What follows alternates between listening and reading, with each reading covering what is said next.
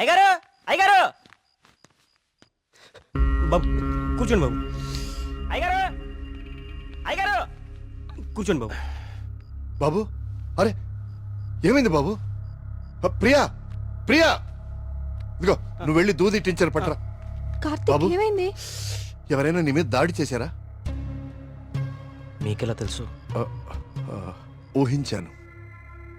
నువ్వు భగవంతుడికి ఎదురెళ్తున్నావు ఊరంతా నమ్ముతోంది. అది కిట్టని వాళ్ళెవరో నీ మీద దాడి చేసుంటారని ఊహించాను. నీకెందుకు బాబు ఇవన్నీ? తిరిగి హైదరాబాద్ వెళ్ళిపోవచ్చుగా. వెళ్తాను అంకుల్. మీ ఊర్లో ఉండేది ఇంకా 8 రోజులు మాత్రమే. మీరు నమ్ముతున్న దేవుడి మీద గెలిచి వెళ్తాను. గెలవడానికి ఆ భగవంతుడి సాయం కావాలని నేను నమ్ముతాను. నువ్వు ఆ భగవంతుడి మీదే గెలుస్తానంటున్నావు. నీ ఇష్టం. వెళ్ళొస్తాను అంకుల్.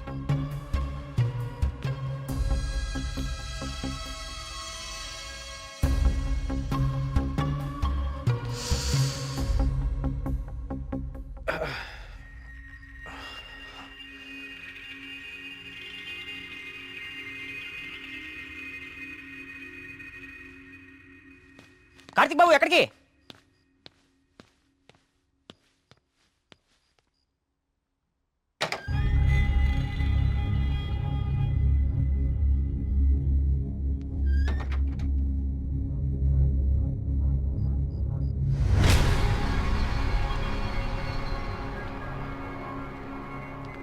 రండి రండి.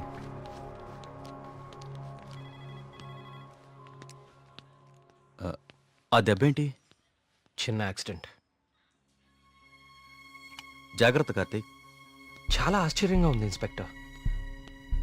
చనిపోయే వాళ్ళకి ఆత్మహత్య చేసుకునే అంత సమస్యలే లేవు. చాలా సంతోషంగా ఉండే ఫ్యామిలీస్ వాళ్ళవి. పైగా చదువు రాని వాళ్ళు కూడా గాంధార లిపిలో దేవుడు నన్ను పిలుస్తున్నాడు, నేను వెళ్ళాలి అని రాయటం ఏంటి? చనిపోయే ముందు నెమలి కనపడి మాయమైపోవటం ఏంటి? అసలు ఏమీ అర్థం కావట్లేదు.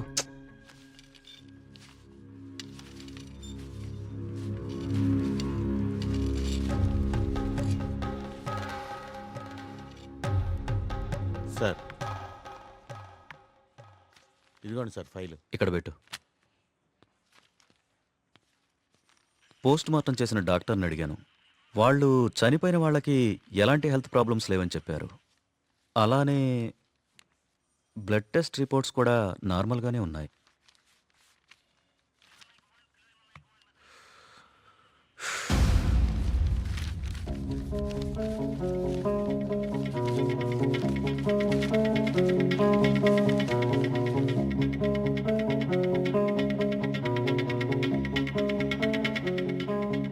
ఏంటిది? బాబు, కొన్ని నెలల క్రితం మన ఊర్లో కొంతమంది వచ్చారు. వాళ్ళని ఏదో అంటారే. మన ఊళ్ళో ఎన్జిఓ వాళ్ళు క్లాసెస్ కండక్ట్ చేశారు. కొన్ని రోజుల క్రితం చనిపోయిన శ్రీనివాస్ ఆ క్లాసెస్కి వెళ్ళాడు. ఆ ఎన్జిఓ రిసిప్ట్ ఇది. ఎన్జిఓవా? నేను వాళ్ళతో మాట్లాడొచ్చా? ఆ మాత్రం నాకు తెలీదా? ప్రతిదాన్ని అనుమానించడం కరెక్ట్ కాదు కార్తీక్. నన్నే అడుగుతున్నావు. నేనైనా ఎంక్వైరీ చేశాను. ఇన్స్పెక్టర్, నాకు ఛాన్స్ తీసుకోవటం ఇష్టం లేదు. నేను ఆ ఎన్జిఓ ఆఫీసర్తో మాట్లాడతాను.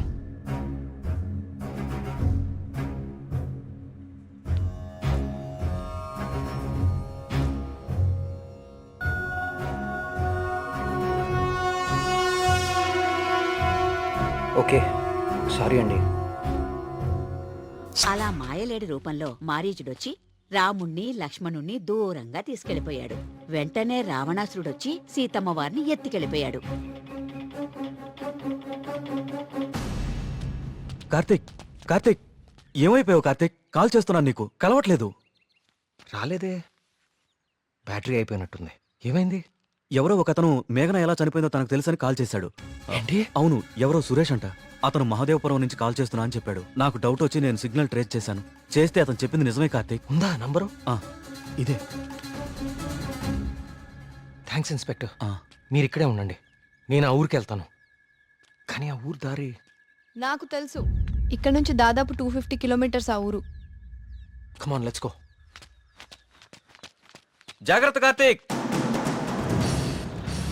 అసలు ఈ సురేష్ అనేవాడెవడు? తనకి మేఘ్నా చావు గురించి ఎలా తెలుసు? నేను అదే ఆలోచిస్తున్నా కార్తిక్. ప్రియా, ఒకసారి నీ ఫోన్ ఇవ్వు. సురేష్.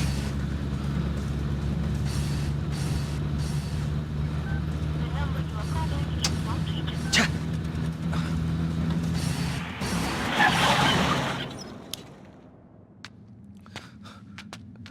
రా.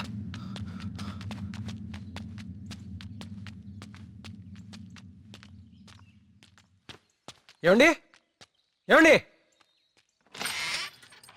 ఎవరు? ఈ ఊర్లో కొల్ల సురేష్ అనే మనిషి ఉన్నాడు. ఎక్కడున్నాడో చెప్తారా? ఇప్పుడే నాతో మాట్లాడి ఇలా వెళ్ళాడండి.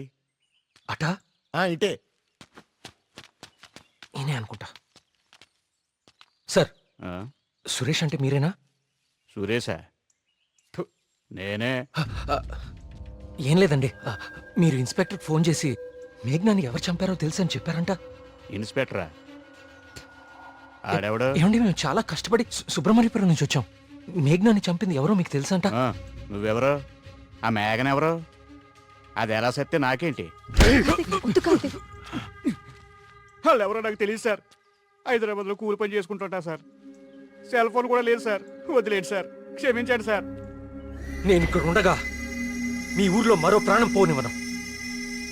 అవును, ఎవరో సురేష్ అంట. మహాదేవపురం నుంచి కాల్ చేస్తున్నా అని చెప్పాడు. సిగ్నల్ ట్రేస్ చేశాను. చేస్తే అతను చెప్పింది నిజమే కార్తీక్.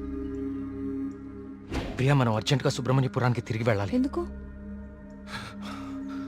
సురేష్ అనేవాడు ఎస్ఐకి ఫోన్ చేయడం అబద్ధం. That inspector knows something. అతనికి ఆ ఆత్మహత్యలకి ఏదో ఒక సంబంధం ఉంది. Let's go.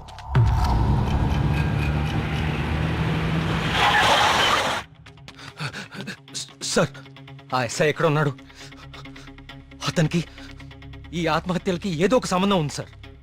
నన్ను మహాదేవపురం పంపించేసి ఇక్కడ ఇంకో చావు ప్లాన్ చేశాడు. అతను ఆపాలి సార్, అతను ఆపాలి. ఈ ఊర్లో ఇంకొక్క ప్రాణం కూడా పోకూడదు. ఏం మాట్లాడరేంటి సార్? ఎక్కడున్నాడు? బాబు, చచ్చిపోయాడు బాబు. నువ్వు మహాదేవపురం వెళ్ళిన కాసేపటికే ఈ విషయం జరిగిపోయింది.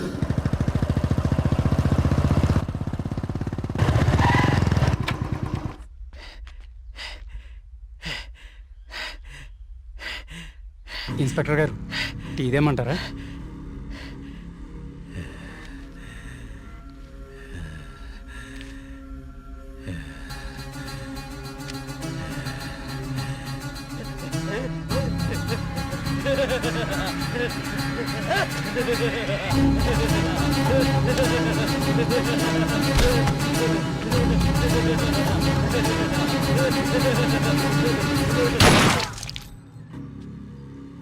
ఇంకొక ప్రాణం కూడా పోదని మాటిచ్చావు. ఇప్పుడు ఊళ్ళో వాళ్ళకి మనం ఏమని ధైర్యం చెప్తాం? ఏ ఊరి చరిత్ర చూసినా ఏముంది? నా ఎండు చేపల కంపు, చిన్న చేపలు చచ్చి పెద్ద చేపలు బతికిన ఇదని చెప్పండి. అంతకంటే ఏం చెప్తారు? మీ వంశ చరిత్రలో ఈరగాథలు చెప్పుకోవడానికి ఈ ఊరు ఉండాలి, ఆ గుడి ఉండాలి, చిత్తం బాబు అనడానికి ఈ మడుసులు ఉండాలి.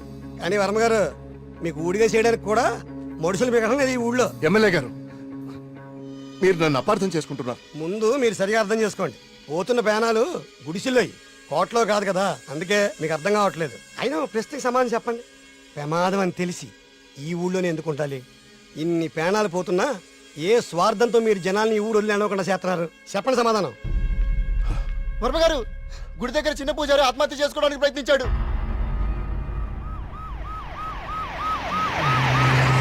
దేవుడికి ఇష్టం లేని అభిషేకం జరిగింది. ఊరంతా వలకాడ అయిపోతుంది. పదండి ఈ ఊరు వదిలి వెళ్ళిపోదాం. అయ్యో వర్మ గారు, వెళ్తామండి. పదండ్రా, ఇక్కడ ఎందుకురా? పూజారికి న్యాయం జరగలేదు. పదండి, పదండ్రా. ఇదంతా ఎవరు చేస్తున్నారో నాకు తెలుసు. ఏమంటున్నావు కార్తీక్? అవును సార్, తెలిసిపోయింది. ఏంటి? నేను 10 రోజులు గడువు అడిగాను. ఇంకా ఒక్క రోజు మిగిలింది. 24 గంటల్లో ఈ ఆత్మహత్యలో వెనుకున్న వాళ్ళని రెడ్ హ్యాండెడ్గా మీ ముందు నిలబడతాను.